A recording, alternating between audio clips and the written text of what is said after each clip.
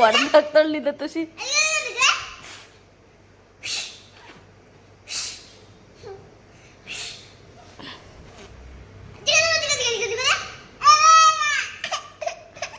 ಓ ಬೈತಾವಳ ಬಾರಪ್ಪ.